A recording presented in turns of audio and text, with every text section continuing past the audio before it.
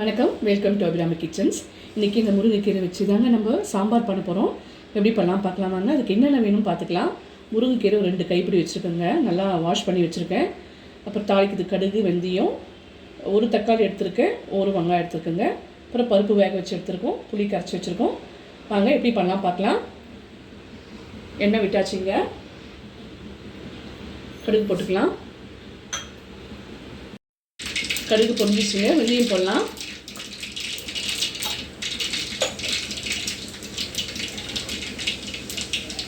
வெங்காயம் போட்டுக்கலாங்க.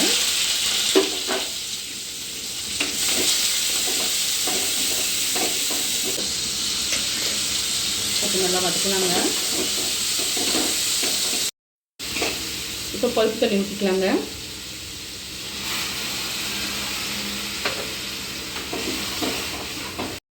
மிளகாத்தூள் கொஞ்சம் எண்ணெய் விட்டு பெரட்டி அதில் போட்டுக்கலாங்க. சாம்பாருக்கு சேர்த்துக்கலாம், இல்லை பச்சை வாசனை வரும்.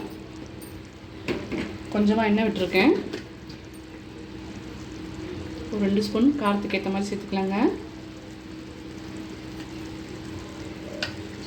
டிஃப்ரெண்ட் டேஸ்ட் கொடுக்குங்க. அதனால தான் அப்படி கொஞ்சம் எண்ணெயில் மிளகாத்தூள் நல்லா பொரித்து சாம்பாரில் போட்டால் நல்லா டேஸ்ட்டாக இருக்குங்க.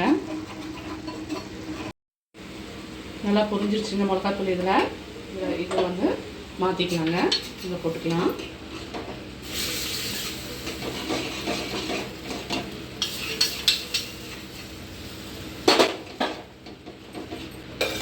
கீரையை சேர்த்துக்கலாங்க.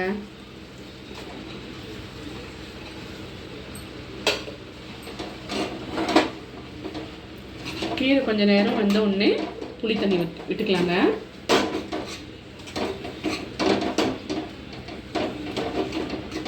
ஒரு 10 நிமிஷம் வேகனா போதுங்க கீரை. இதில்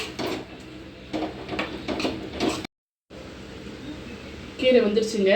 தேவையான அளவு உப்பு சேர்த்துக்கலாம். இதுக்கு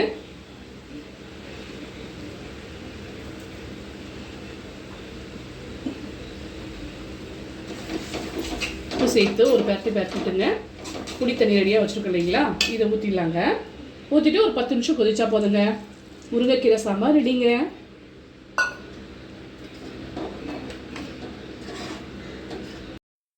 முருங்கைக்கீரை சாம்பார் ரெடிங்க. நல்லா கொதி வந்துருச்சு, ஆஃப் பண்ணிடலாம். சூடான சாதத்தில் ஒரு ஸ்பூன் நெய் விட்டுக்கலாங்க. இந்த முருங்கைக்கீரை சாம்பார் போட்டு சாப்பிட்டு பாருங்கள். உடம்புக்கு ரொம்ப ஆரோக்கியங்க. சூப்பராக இருக்கும், டேஸ்ட்டாக இருக்கும்.